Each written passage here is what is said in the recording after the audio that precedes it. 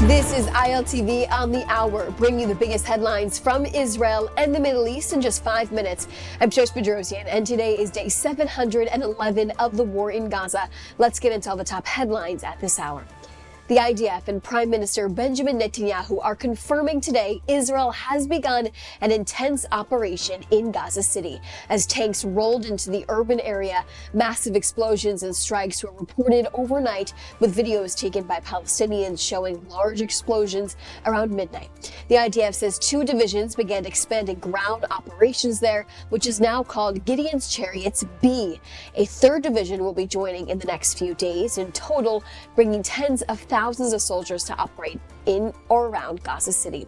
The start of this major offensive in Gaza City is being considered a dangerous combat zone right now, according to the IDF, with the IDF's Arabic spokesperson issuing a warning on X that staying in the area puts people at direct risks. Civilians in Gaza City are being instructed to evacuate the area immediately and move south towards the Israeli designated humanitarian zone in the enclave. Now, the IDF Arabic spokesperson also said about 40% of the city's estimated 1 million population have left the city so far.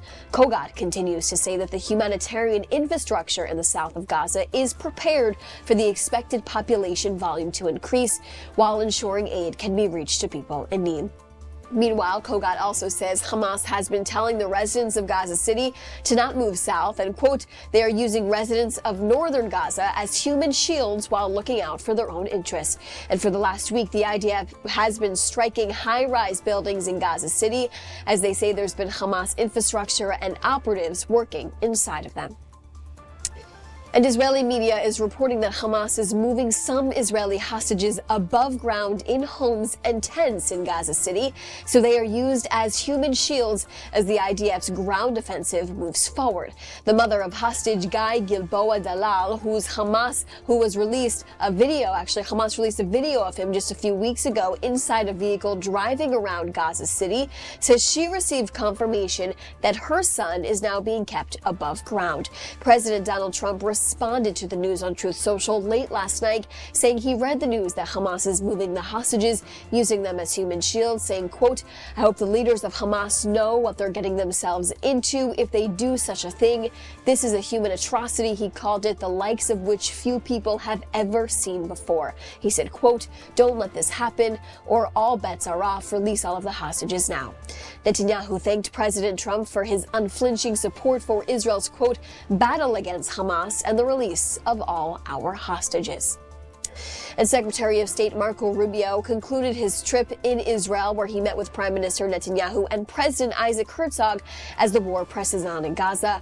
Rubio finished the trip visiting with the Prime Minister and both of their wives the historic Pilgrims Road in the city of David in Jerusalem, a brand new excavated road from the Siloam Pool following the pathway to the Second Temple. Netanyahu spoke at the historic event about the deep, rich history Jews have in the land of Israel. Take a listen. 2,000 years later, we recovered our city, we recovered our independence, we built our sovereign state anew, we built an army, and we built a country like no other. But this country is based on those 2,000 years of yearning. Next year in Jerusalem, it didn't matter if you were in the ghetto in Toledo or the ghetto in Warsaw.